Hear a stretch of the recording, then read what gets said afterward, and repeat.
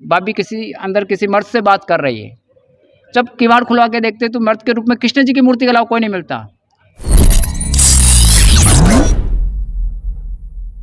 यहाँ जो आप विजिट करने आए हैं, इस एरिया को मीरा टेम्पल या मीरा मंदिर के नाम से जाना जाता है, जबकि इस प्रांगण में 2 टेम्पल देखने को मिलेंगे।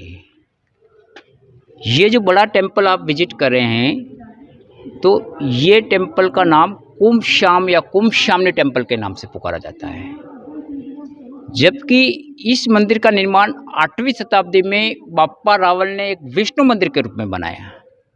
जो विष्णु जी का एक मूर्ति भी आपको दिखता है उधर ब्लैक कलर का जो बार लगा हुआ है, मगर मुगलों के अटैकों के अंदर ये पूरी तरह डैमेज हो जाता है।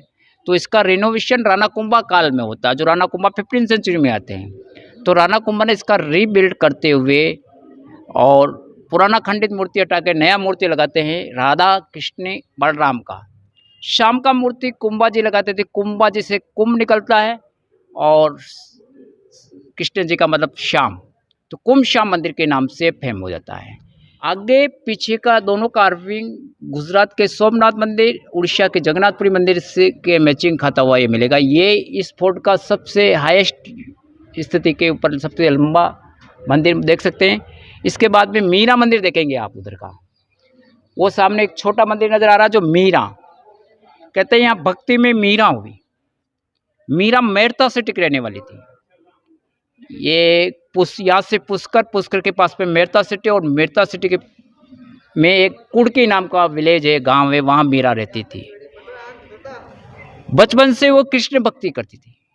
बचपन में ही उनके माता पिता का डेथ हो गया, तो उनके दादा दादी के पास मीरा बड़ी हुई, और दादा दादी शुरू से ही धार्मिक प्रवृत्ति के थे। कहते हैं कि एक बार दादाजी ने साधुओं को भोजन के लिए आमंत्रित किया, तो एक साधु जी ने कृष्ण जी की मूर्ति के साथ भोजन करके फिर भोजन पाया, कृष्ण जी की मूर्ति के साथ पूजा करके फिर भोजन पाया। तो मीरा ने बचपन में 3-4 साल की उम्र में जिद मारा कि मूर्ति मेरे को चाहिए। काफ़ी समझाने पर मीरा नहीं मानी, तो महात्मा जी ने मीरा की इच्छा मानकर या प्रभु की आज्ञा मानकर ऐसा उनको कृष्ण जी की मूर्ति दे दी गई, और मीरा इतनी खुश हुई कि महल के कक्ष में स्थापना करके रोज पूजा करना अर्चना करना होता रहा। एक दिन महल की बोल करने से कहते हैं कि दादी माँ का साड़ी का पल्लू पकड़े हुए एक मीराबाई कोई शादी का नज़ारा देख रही थी।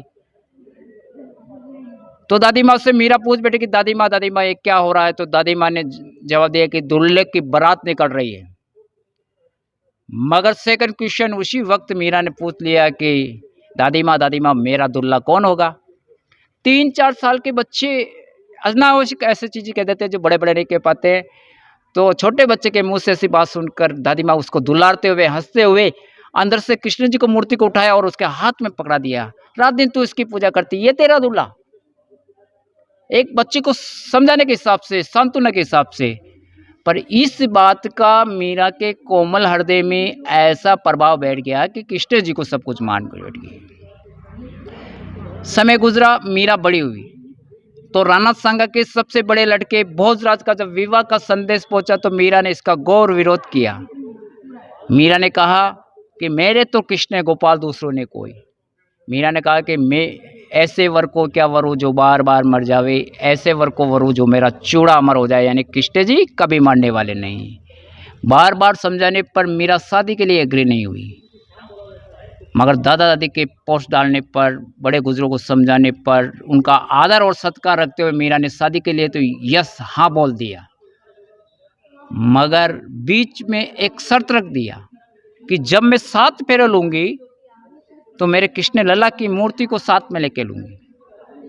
जब 7 फेरे हो रहे थे तो दुनिया की नज़रों में, देखने वालों की नज़रों में ये हो रहा था कि भोजराज से विवाह हो रहा है, मगर मीरा की अंतरात्मा, अंतर नज़रों से मीरा ये फीलिंग कर रही थी कि मैं कृष्ण जी से विवाह कर रही हूँ। शादी करके चित्तौड़ की ओर प्रस्थान करते हैं। बाई घोड़ा बाई डोली के हिसाब से बारात लेकर वापस रिटर्न हो रहे थे।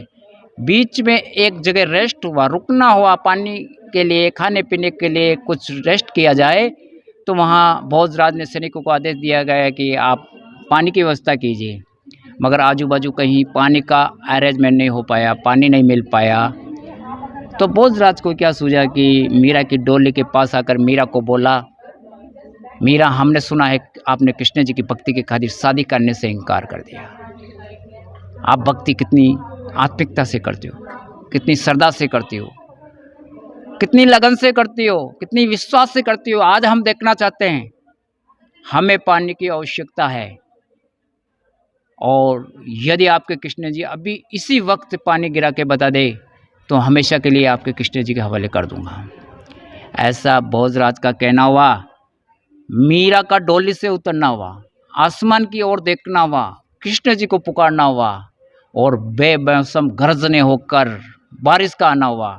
तब से भोजराज का हृदय पिघला। कृष्ण जी की भक्ति के प्रति उनकी उदारता देखी और मीरा की श्रद्धा के प्रति उनकी उदारता देखी।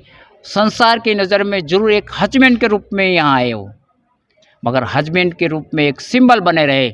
उनको उदारता दिखाते हुए उनके लिए अलग से मंदिर का अरेंजमेंट करा दिया और पूजन सामग्री के हमेशा के लिए आदेश दे दिए गए। मीरा पैर से भी निडर होकर यहाँ कृष्ण भक्ति करने लगी। यहाँ तक कि उनकी आवाज़ में इतनी मधुरता थी कि रोड पर निकलने वाला खींचा चला जाता था। उनके भजन इतने पॉपुलर हो गए कि आजू बाजू से साधु महात्मा सुनने के लिए आने लगे। कभी कभी मंदिर के डोर बंद है, उसकी ननंद उदा भाई से शिकायत करती है कि भाभी किसी अंदर किसी मर्द से बात कर रही है। जब किवाड़ खुलवा के देखते तो मर्द के रूप में कृष्ण जी की मूर्ति के अलावा कोई नहीं मिलता। ऐसी भक्ति के चरम सीमा पर मीरा थी। तो तब अचानक उनके हस्बैंड का जो डेथ हो जाता है तो उन्हीं का छोटा भाई विक्रमादित्य जब राजगद्दी पर बैठता है तो उनको ये चीज़ पसंद नहीं आती है कि हमारी राजघराने की बहू हमारी भाभी होकर आम लोगों के साथ साधारण वेशभूषा में भजन कीर्तन करना है, आम लोगों के साथ नाचना कूदना या भजन करना। मीरा को कहा है कि आप हमारे राजकुल की बहू है, हमारी भाभी है, आप भक्ति कीजिए, हम नहीं रोकते, पर महल में रहकर राजकुल के अनुसार रहिए, अच्छे आभूषण पहनिए, अच्छे गहने पहनिए ताकि हम अपमानित नहीं हो। मीरा ने कहा कि मेरे तो कृष्ण गोपाल, दूसरे ने कोई। मीरा ने कहा महलों से और धन दौलत से हमें कोई मतलब नहीं है, हम लोभ लालच के चक्कर में नहीं, हमारा तो सब कुछ कृष्ण गोपाल, दूसरे चक्कर। बार बार समझाने पर मीरा महलों में रहने से, अच्छे आभूषण पहनने, अच्छे गहने पहनने से मना करती रही। तो उनके देवर ने देखा कि बार बार हमारे को अपमानित करती है, क्यों नहीं इनको मार दिया जाए हमेशा के लिए, तो ये इसका कलंक मिट जाएगा। तो सार्वजनिक रूप से मार सकते थे, राजा थे, मगर सार्वजनिक रूप से मारे तो जनता इसका विरोध करे, तो उनको गुप्त रूप से मारने के हिसाब से रोज राज परिवार द्वारा जो भोग का प्रसाद जाता है, जो खीर का प्रसाद गया, उसमें पॉइजन मिला दिया गया।